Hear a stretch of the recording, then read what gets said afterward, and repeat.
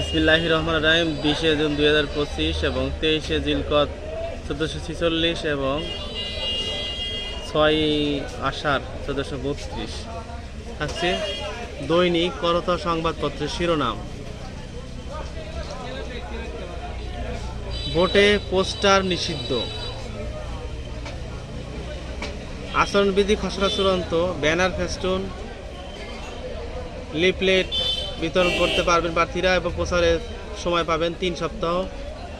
উপদেষ্টারা ভোটের প্রচারে যেতে পারবে না এবং থাকছে দলীয় আইন অঙ্গীকারনামা।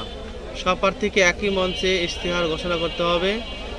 এই ছিল ভোটের পরিবেশের প্রচারণার নিয়ম। এবং থাকছে আন্তর্জাতিক অঙ্গনে ইসরায়েলের হৃৎপিণ্ডে ইরানের হামলা, আঘাত। ইরানের হামলায় বিধ্বস্ত ইসরায়েলি রাজধানী তেল আবিব। এবং সব মত এক হলো না ঐক্যমতের সংলাপে।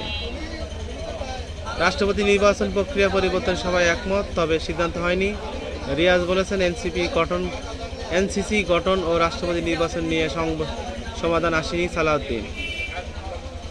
ইরান থেকে 100 বাংলাদেশিকে ফেরানোর প্রক্রিয়া শুরু এবং যুক্তরাষ্ট্রের সাহায্য চাওয়া ইসরায়েলের দুর্বলতা লক্ষণ খামেনি। এই ছিল প্রথম পাতার সংবাদ শিরোনাম। থাকছে শেষের পাতায়, আমাদের সাথে থাকবেন। সুইস ব্যাংকে বাংলাদেশিদের আমানত বেড়েছে 33 গুণ। জুলাই অভ্যুত্থানে উদযাপন করবে বিএনপি। সরকারের নির্দেশনা অনুযায়ী নির্বাচনী দায়িত্ব পালন করবে সেনাবাহিনী। গুমের জন্য কারা দায়ী শনাক্ত করেছে কমিশন। ডেঙ্গু আক্রান্ত হয়ে আরও 248 জন হাসপাতালে ভর্তি। তুষারের সঙ্গে অডিওর কথা স্বীকার নীলার এবং তাসনুবাকে জড়িয়ে প্রোপাগান্ডা বিরুদ্ধে এনসিপির হুঁশিয়ারি। নীলা, ইসরাফিল এবং সারোয়ার তুষার।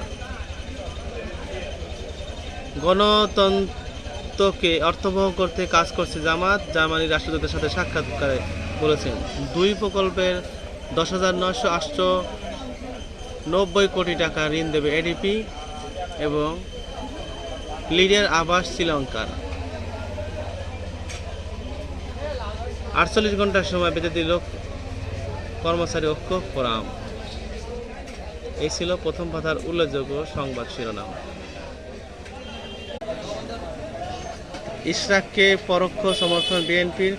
উপদেষ্টা আসিফ উচ্চ পর্যায়ে আলোচনার মাধ্যমে দ্রুত সমাধান। এবং সারা দেশে সড়ক দুর্ঘটনায় 2 বোন সহ নিহত 12।